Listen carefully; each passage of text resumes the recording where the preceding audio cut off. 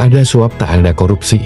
Pemberantasan korupsi menjadi sorotan dalam seminar nasional yang digelar oleh Universitas Kristen Indonesia atau UKI Jakarta Pusat 29 Oktober tahun 2024.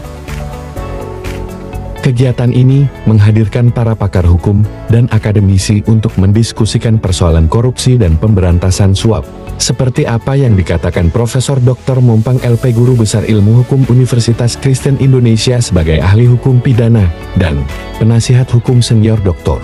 Magdir Ismail SH, LLM, menekankan bahwa korupsi bukan hanya soal kerugian negara, namun juga terkait dengan penyalahgunaan jabatan dan praktik suap. Sebenarnya korupsi itu bukan hanya menyangkut kerugian negara, tetapi yang pokok adalah suap menyuap dan penyalahgunaan kewenangan. Ini semua sudah diatur dalam UU kita, kata Magdir. Yang menjadi penekanan dalam kegiatan pada pertama-tama dalam untuk mengkritisi substansi dari pasal 2 ayat 1 dan pasal 3 Undang-Undang Nomor 31 Tahun 1999 junto Undang-Undang Nomor 20 Tahun 2001. Nah, mengapa demikian? Maksud dan tujuannya adalah supaya kita bisa melihat secara jernih bahwa masih banyak penanganan kasus-kasus korupsi di tanah air kita itu terkesan tebang pilih atau bisa digunakan dengan berbagai dalih.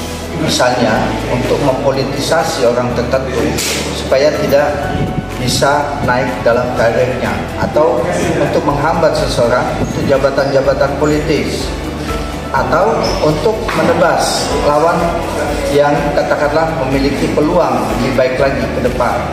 Nah, sehingga kita melihat bahwa dalam penanganan kasus-kasus korupsi di tanah air tidak jarang tidak lagi mengindahkan aturan yang ada, baik itu undang-undang maupun peraturan yang ada di bawahnya. Sehingga dengan demikian kita masih melihat bahwa penanggulangan kasus-kasus korupsi di tanah air itu tidak berjalan sebagaimana yang diharapkan. Sedikit dirangkum tentang materi hari ini, seperti apa yang ingin disampaikan? Hari ini kan yang kita bicarakan, kita diskusikan adalah mengenai upaya mencoba membatasi penggunaan pasal 2 ayat 1 dan pasal 3 terkait dengan korupsi. Karena pasal ini kan pasal sangat karet, semua orang bisa kena dengan pasal ini. Makanya kami, saya sampaikan tadi, sedang menguji kedua pasal ini di Mahkamah Konstitusi. Alasan pokoknya adalah kami minta dibatalkan kedua pasal ini, karena bukan hanya tidak ada gunanya, tetapi ini bisa menjerat orang tidak bersalah menjadi salah, menghukum orang karena jabatan bukan karena kejahatan. Akan tetapi kalau misalnya Mahkamah Konstitusi tidak setuju dengan itu, maka kami sampaikan alternatifnya adalah supaya ada syarat.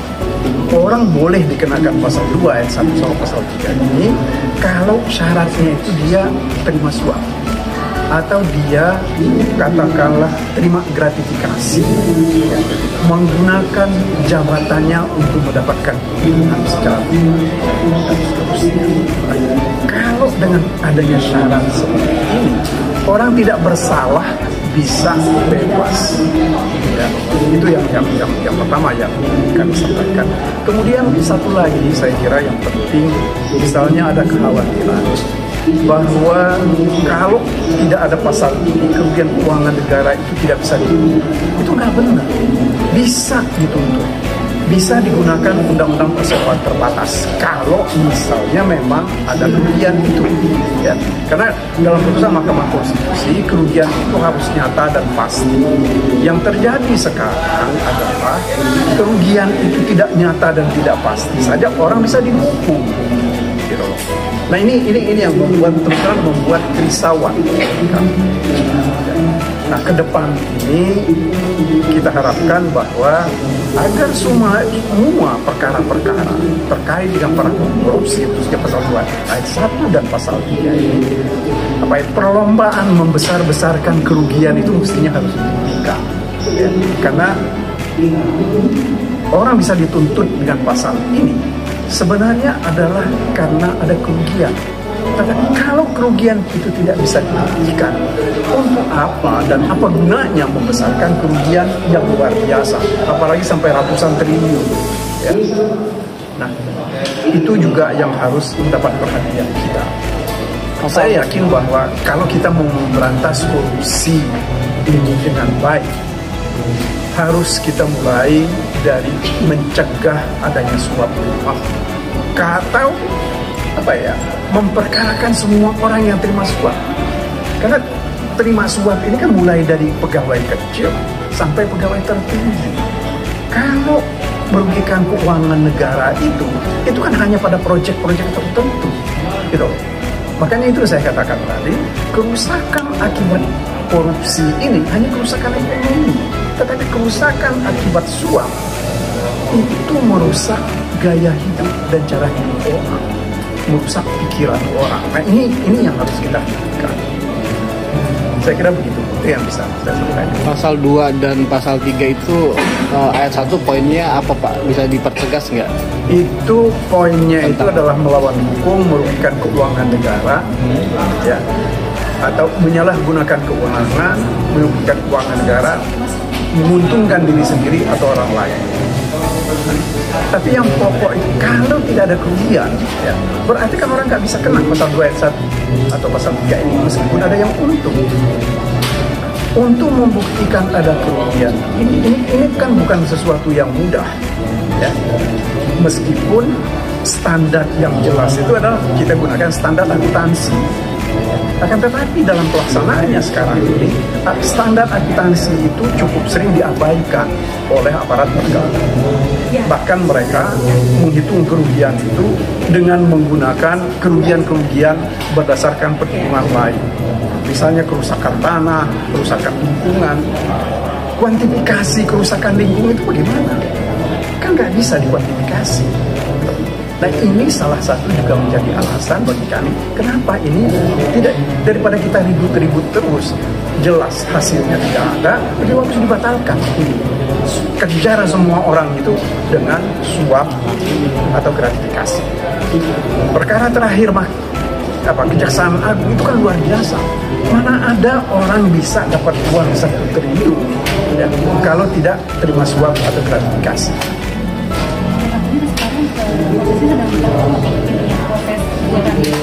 Prosesnya ini sedang berjalan di Mahkamah Konstitusi. Kami kemarin baru sidang diminta memperbaiki beberapa alasan. Ya ini antara lain alasan yang kami sampaikan perbaikan, misalnya ya kalau mau menuntut karena ada kerugian kan bisa digunakan undang-undang perseroan.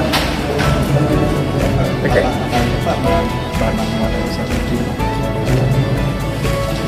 Saya kira cukup banyak.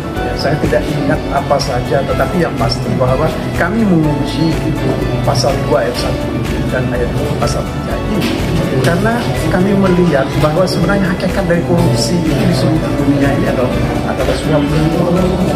Ya. Karena misalnya di banyak negara tidak ada korupsi tanpa suap. Jadi ini yang juga mungkin kalian boleh tanya kepada teman-teman yang bekas pimpinan KPK. Bagaimana ketika mereka mau melaksanakan kerjasama dengan lembaga hukum asing, ya, yang tidak diterima karena tidak perkaranya itu tidak ada dalam suap, dalam perkara itu tidak ada suap menyuap. Nah ini yang celakanya kita sekarang ini, terutama dalam 20 tahun terakhir ya. Kita kan begitu bangga dengan pemberantasan korupsi kita, tetapi indeks korupsi kita, Transparansi Internasional nggak pernah naik kan? Kenapa? Karena sebenarnya suap menyuap itu tidak terbatas, lebih banyak suap menyuap yang terjadi. Oke?